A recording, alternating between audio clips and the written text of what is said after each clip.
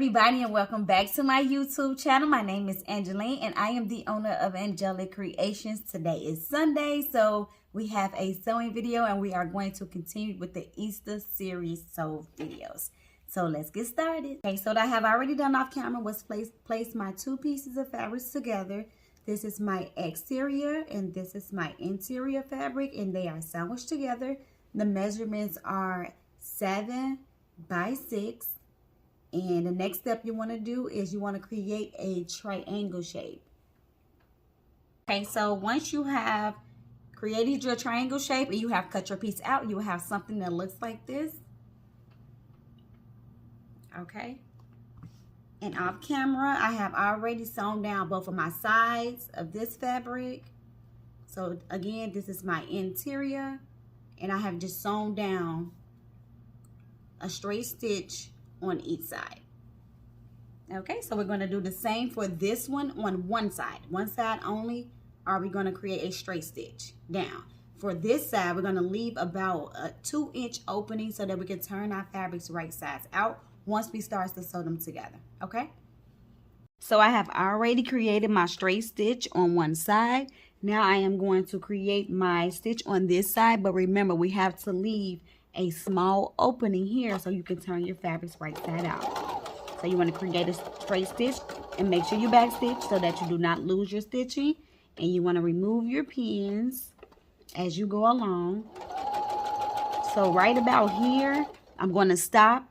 I'm going to back stitch. Come back forward. I'm going to lift my presser foot up and my needle. And I'm just going to move my fabric piece down a little bit. So I'm not going to cut the threads just yet. Okay? And you can also move the other pin now. So while you're here, you're going to create a straight stitch. You're going to back stitch to lock in the stitching. And you're going to go forward with also creating a back stitch, because now you're finished with this side. Once you have completed that step, you can now cut off the extra thread so that you can reveal the hole that you left open. Okay, and now you have something here, and here is the hole. Okay, so what you want to do next is create the base of your bag. Okay, so I have already done those sides, and I have done one of the sides for the exterior.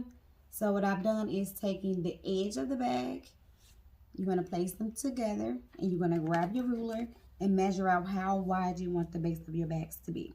So I measure all of my pieces 2 inches. So I just marked it with a pencil. I'm going to take my fabric pin and just hold my my 2 pieces together in place where I sew a straight stitch going across. Okay. Okay, so the next step is to take both of your pieces and you're going to place them right sides together. And you're going to use the seams of both of your fabrics, place them together.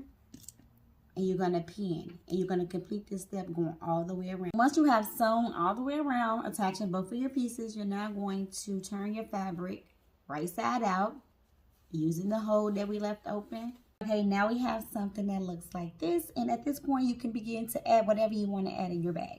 You can add some crumple paper if you like, just to make it look festive, or you can just go right in and start adding candy or whatever you want to add inside of your bag. Up to you. And then you just want to take a hair tie and you're going to tie it around the bunny ears.